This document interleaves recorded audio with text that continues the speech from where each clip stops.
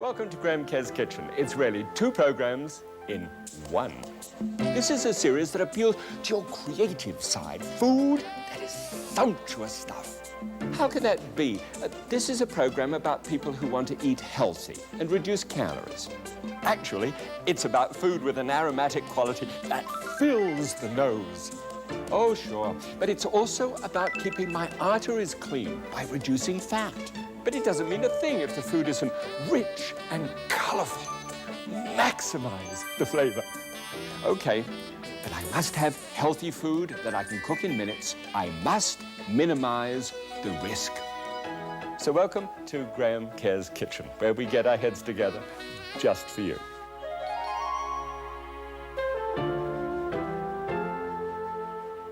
Well, welcome back once again, and I want to let you into a little bit of a secret around here, just you and me. This is one of those dishes that I love. I mean, I really like it. It's kind of a little bit of elegance on one side, which is the sauté side of it, and marination, a little balsamic vinegar and all this kind of stuff, and then rough-hewn vegetables just clunked together and the sauce drizzling down the side, kale on the thing. Does that sound okay? Look, this is what it looks like actually on a plate. And it's the sort of thing that if you actually get cracking at breakfast time and do the marinade at breakfast, just shove it together quickly and close the fridge door. When you come back, you've done all the sort of the work and you can just get it done in a matter of minutes. Okay, just a few colors to go here. And I've, by the way, in the new book, I've put all of these drawings in here so that you can color your own ones in and have fun. But at the same time, I've actually put in the time and that it takes to cook and how you'd put these things together in which order so that you can actually get everything arriving at the same time, hopefully, so that you really enjoy it. And I've got curly kale on the outside, wonderful vegetable when it's not overcooked, and root vegetables poking through the whole thing. I mean, it looks terrific. I mean, I can't colour it in that well with what I've got here, but it's, fun. And a little parsnip in there as well. If you've never eaten a parsnip, this is the time to engage with a parsnip. Never thought of that, really. Okay, come along, let's see.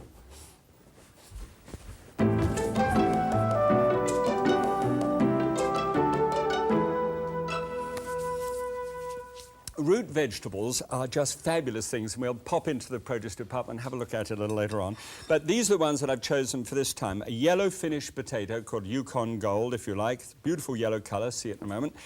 This very white color with the purplish on the outside, this is a turnip, and it's a great taste. The carrot, of course, with which we are familiar, and a parsnip.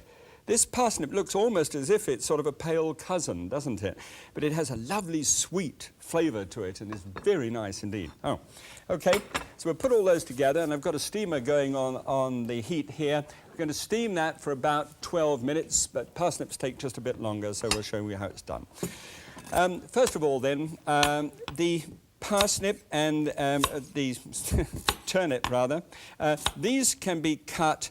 And it's perfectly all right just to, you know, bash through these things. I want little sort of cubes out of this. So there we go, little cubes. And fairly even size, but it's going to be crushed anyway, so it's really not that important. We've got those turnips on one side. I've got 8 ounces of turnips and 8 ounces of carrots and 8 ounces of parsnips. Now this parsnip, have a quick look inside here. And you see there is a heavy root there. Well, when it's very heavy, you simply cut either side of it and put your thumbs in there and it'll pop out if it's a very heavy root. I promised that in the supermarket section. I just want you to have it now. All right, so that is also chopped up. Now this takes, as I said, about 6 minutes longer than carrots take. And so I want to get that on just to start with. And very interesting part about this one is that if you've got a stack and steaming device, that's one with more than one level of steaming, then you can get those into the bottom. First of all, they take the extra 6 minutes, so get those closer to the heat. And then this is the most remarkable plant that you might not have seen. This is called summer savory. And it's dried. You can get it in all supermarkets in the dried form. But in the fresh form, it's really terrific. Looks like rosemary. It isn't. It's got nice little spikes to it. It has a lovely lemony kind of flavor. And it's planted between rows of beans. and it keeps the black fly off. And then they took it back, the farmers, and they brought their plant back and put it with the beans, and it was lovely together. So isn't that nice? Defended by and then helped by, at the same time. I like that. All right, so that's on first, and then we'll take just a few scattering of those. Got several different things here. A little teaspoonful of the summer savory over the top, a little bit of freshly ground pepper over the top of that, and put the next layer on there, and then the carrots can go on, and the turnips can go on, and I've just got one extra little piece of carrot to bash in there. Again, because it's going to be mashed, just at least do it by half-inch pieces. That should be fine. And pop those on. Now, potato. Here is the yellow potato. You haven't actually caught up with this yet. Look at the color of that as a potato. It doesn't look real, does it? And yet it is a wonderful, waxy taste to it as well. It's as if it's been pre-buttered. And it has the most wonderful taste-texture combination. Look at those as a fabulous mix of vegetables at the moment. They're all roots, and they all have a wonderful thing in common, which you'll find out in just a moment or two. And a little salt and pepper over the top of that, and we can then put just another drizzling of this summer savory. If you can't get summer savory and you don't want to go to that trouble, a little thyme, a little marjoram on the top of that will do fine. Lid on the top, so you see you've got the extra time for the 6 minutes down there, 12 minutes here, going well. All right, marinade. Now, a marinade, this is what you could do at breakfast time before you sort of go out and then come back and expect everything to be done. And it's really simple. Here I've got 1 clove of garlic, which has just been finely slivered. And this is root ginger. You know what that looks like? There's 1 teaspoonful of root ginger, which has been grated. Looks like this. This hunk of root ginger here. And it's, you just cut a little slice off, or you grate a little piece of it. And you glory in when you're shaping it like this, and the smell comes up, and it's just terrific. And this is lemon thyme. Now, lemon thyme has this wonderful lemony thyme smell to it. Crush a little bit and get to know the herb by doing that. It's just, I think it's going to be one of the great herbs of all time then. So I'm going to put that in there and get a full teaspoonful of that. And also a bay leaf. And you just crumble that bay leaf up and drop that in as well. Now, the vinegar side of it comes from balsamic vinegar. This is very dark and very rich, and it's been soaked in many different wooden barrels, probably for about 10 years, and it comes from Italy. And look for it, balsamic, as in balsam. And it has I mean, this is really eating. If you've never tried it, please get a bottle.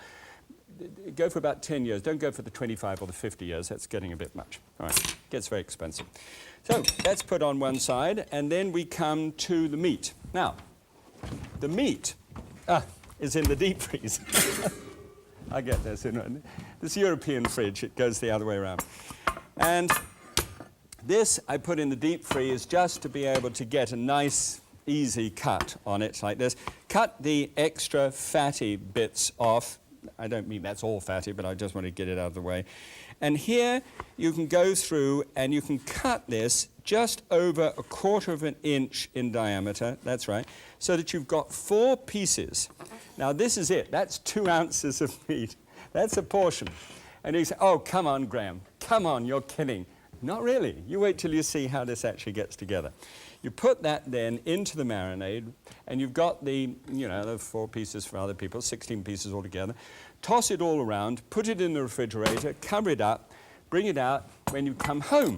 And it's had 6 or 8 hours of soaking in the top, and the outside part of the meat has soaked this in, 1/16 of an inch all the way around, and it's gone in. Won't go into the middle, but it's there. What you do then is you just simply drain off the juices. Now, how is it that you put in such a small amount of juice and yet get this amount of juice out? Well, it's, the meat's a 70% moisture, and so it's been doing its little bleeding bit. And so what you've got is really raw meat juices there, mixed up with the balsamic vinegar. Now you could be in trouble, because it's got to be boiled, come on. Otherwise, your little bugs in there and start breaking out and you get terrible trouble. So get half a cup of a dry red wine. This is a Cabernet Sauvignon, and this is without alcohol. You know my decision on that one. And put that in, but that's because your decision can be yours. Now, you see how it looks when the two combine together? It's got a nice deep color there. Because that has got raw meat juices in it, that goes straight in there. And then stir that in. Now you'll see that some of those juices, because they're meat juices, are coagulating now, so it looks as if it's lumpy. But I want to boil this, so I've just got that on the heat to boil it. On this pan here, on the heat, 1 teaspoonful of oil. You're getting used to this now, this teaspoonful of oil business. It's really all that's necessary just to get a good color on things. I really noticed that recently. I went from 1/4 of a cup in my old days down to a tablespoonful, and then eventually down and down and down as we've got to know each other. Just take this and spread it out on a paper towel. Now, sorry, Al Gore, but you know, I've been doing a lot recently to try and save trees, and hope you don't mind. I know I could use the towel, but I thought of putting the towel in the wash and wondering what Trina would say if this balsamic vinegar towel got in amongst the socks. You know, I thought, well, I could have sort of pick up a sock and sniff it and say, "Oh, darling, what have you done to my socks?" or something like that. And then we'd have got a new thing, and Procter & Gamble would put it out, and we'd be famous. All right, so where's the little tongs? So what you do, when you've dried off the surplus amount of the marinade here, you just drop it into the pan, piece by piece, with that tiny little bit of oil there. And this is the saute. This is the basic technique. You have a much larger piece of meat, of course, and be sauteing in exactly the same style. Just drop it down into the pan, and we just go ahead. Now, I'll tell you, I'll do this, and we'll go off and I'll show you just exactly, or we'll show you rather, exactly what kind of root vegetables you can have as an alternative to the ones that I've got in here. Okay, over to you. Thank you, Graham. Well, here, root cellar. This is something like our root cellars of old, but this is the department that you come to. Usually all the roots are combined together in the produce department. So next time you have a look, think about this one. You can actually get a rather nice thing called a turnip, or you can get a thing called a rutabaga, which is what I would like to refer to as a Swede, frankly. A parsnip, which is great stuff. Obviously carrots, you know, these are wonderful things. A potato you won't find normally here because they're always out, and they shouldn't be in refrigeration. And then a parsnip. Now, I gave you the first parsnip, but there seems to be another parsnip and a sweet potato. Now, here, just a few things about this. If you think this is the greatest parsnip you've ever seen, you're wrong. Because what you can do, to show you about this one, you have to really cut through it. It's got a very heavy core in the center. I'll show you how to get this out in a moment or two. But if you have to buy it, it's a bit wooden if you, the very center thing is very hard. So if you want tender parsnips, only ever get parsnips about this size here, okay? I have a 7.5 size glove hand, so if that gives you any idea. That's the size of parsnip, which is sweet, very intriguing thing. If you like the sweetness of carrots, you're going to love that. By the way, you know, on this whole thing of carrots and beta-carotene, this rutabaga here has got more beta-carotene in, obviously, than this, which is the Swede, which is the turnip. So you can see that just by looking at it. And if you really want to look at things, this has got even more, you see. Now, what you need beta-carotene for is just as protection against cancer, some of the free radicals running around. Free radical isn't something to blow you up, it's actually something you read. Okay, now, all of those things go to make this wonderful dish, but the great knowledge about this one is, what's that got in it? I know, you know, potassium, and you need that as in balance to sodium, and it's very important in diet. And everybody looks at this and says, that's the thing to get for potassium. But there's as much potassium, and a little bit more, actually, in all of those root vegetables. How about that? Do you know that, Graham? Over to you. Well, that's what they call in television, throw to the other fellow, you see. We did it. Oh, well. Did you know that about the potassium? I didn't. Okay. Now, here the meat is going beautifully. This is almost coming off just wonderfully there. And so the next thing is to have a look at the mushrooms. Now, we got mushrooms here, and those are the regular mushrooms. And instead of cutting those in the normal kind of shapes that we normally do, those are cut quite thinly because they want to be cooked really quickly. And there's 8 ounces of mushrooms. Make it convenient. Pan on the heat here. Another teaspoonful of oil, no more. And just drop those in. And you know, just a little while ago, I tried lemon juice only instead of just a little oil as well. Not quite as good, but if you put a squeeze of lemon juice on top of mushrooms, I don't know, somehow they really do go well together. So just squeeze that. We've got about a tablespoonful of lemon juice is poured over the top there. Just sprinkle it on, half a lemon. Gets a nice acid sort of feeling going like that. Turn the heat down underneath the meat there. That glaze and everything is just perfect. And now on top of the mushrooms, just the rest of that little bit of summer savory on the top. And a little bit of the freshly ground pepper again. And that's fine. Okay, now we just put a lid on the top and let those sort of soak through. This is where you can toss things to your heart's delight and it doesn't go all over the stove. All right, saute. Now what we do is just simply take this sauce, which we're creating here. Remember that one? That's the strain marinade. And with 2 teaspoonfuls of arrowroot, pour on just a little slosh of red wine. And stir that until there's not a vestige of a lump left in it. And pour that then into the top of that. Now that's going to turn that just a little glazed, and gradually that will actually turn out. Let's get that up in temperature just a little bit. Now let's turn our attention to mash these vegetables. And this is what I love. I love the way this comes out. Here we get the vegetables off the top and throw those down into it like that. All right, so those are the first lot of vegetables. Make sure I've got them all out. And then what you do is you would also take off the parsnips and then fill the first layer with curly kale. I mean, that has been very well washed. Never try and skimp on the washing with kale, because kale can be a magnificent vegetable, providing it takes about 3 minutes to be able to do that, providing it is well and truly washed. Okay. Now, we've got here the parsnips behind me. For a moment, I nearly missed them. And just crush those down. Now, this is a kind of pogo stick arrangement, which it's a very handy masher. I don't want to make a solid mash. I want to keep the pieces in their separate position. That's great. Okay, that's come to the boil, and that's fine. Let's build it, shall we?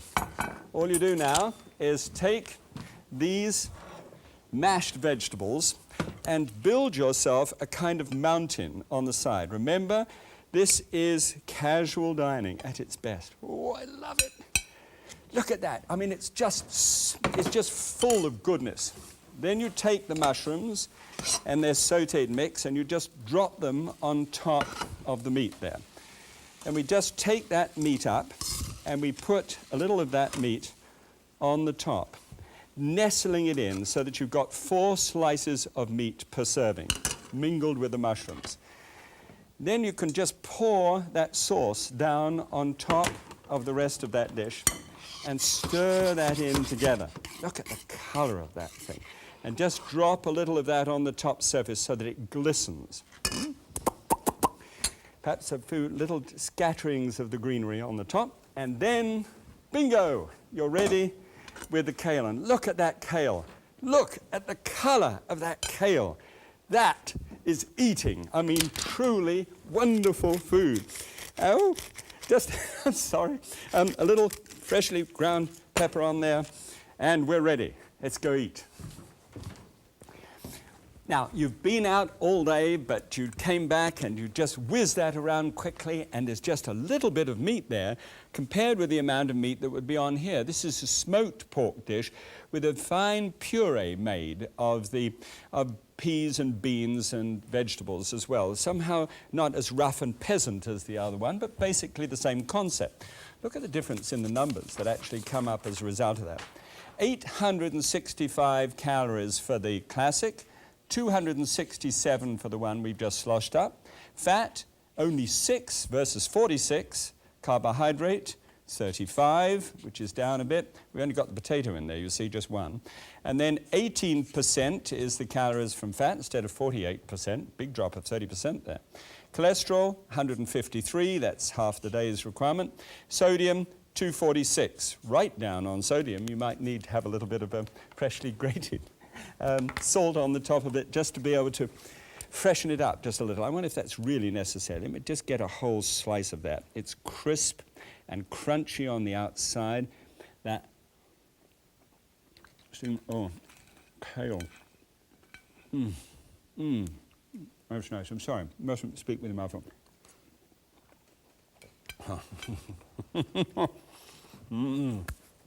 Oh, don't you like kale? So it's nice and green still and hot. I love it. And it's got real texture to it. It isn't cooked until it's sort of pappy. This is rough and ready, elegant at the same time. Remember that sauté dish? Try that sauté, and in these pans you can turn that meat and it's perfectly crusted on one side and very elegant. Okay? Try it. Neat idea.